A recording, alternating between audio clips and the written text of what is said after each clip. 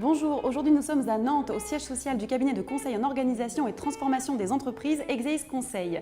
Avec un bureau à Paris et un autre à Toulouse, l'activité du cabinet ne cesse de croître. Rencontre.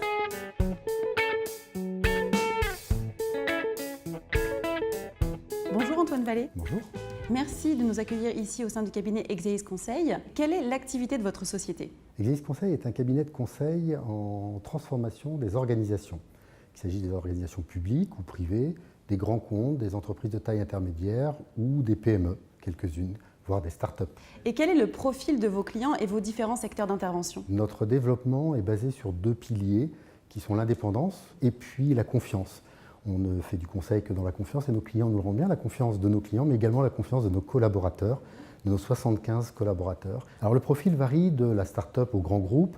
On va dire qu'on est plus positionné sur l'entreprise de taille intermédiaire ou le groupe un peu structuré. On intervient sur trois grands secteurs d'activité, l'assurance, la banque et puis les industries et la distribution.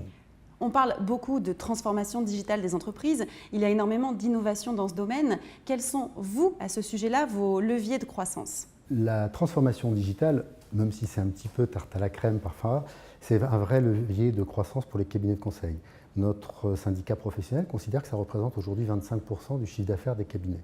On travaille plutôt sur la face immergée de l'iceberg de la transformation digitale, c'est-à-dire l'adaptation des organisations au client digital ou aux relations digitales avec le client. Donc on est un petit peu moins sur le frontal, mais plus sur comment les gens, les processus, les outils vont s'adapter au digital. Et puis naturellement, il y a de l'innovation, puisque un certain nombre de nos clients sont un peu menacés ou sentent des menaces sur leurs produits, sur leurs process ou sur leurs modèles. On les accompagne dans l'analyse, le diagnostic et la réflexion autour de nouvelles offres ou d'innovation de process ou d'innovation produit ou service.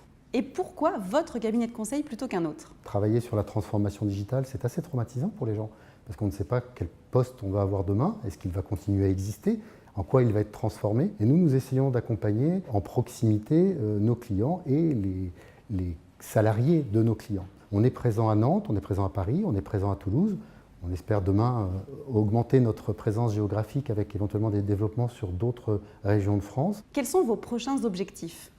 Aujourd'hui, on réalise 10 millions d'euros de chiffre d'affaires, on est 75, on a une croissance de 8% par an depuis qu'on est né. On a doublé de taille en 5 ans. Notre objectif, c'est de continuer à faire de la croissance en étant au plus proche de nos clients et d'aller voir d'autres zones géographiques ou d'autres secteurs d'activité sur lesquels nous ne sommes pas encore. Donc pour réussir cette croissance et ce développement, nous allons avoir besoin de collaborateurs et nous avons lancé en interne un projet d'entreprise qui a pour objectif non seulement de motiver les gens qui sont déjà dans l'entreprise, mais de motiver ceux qui vont venir nous rejoindre. On a appelé ça grandir ensemble.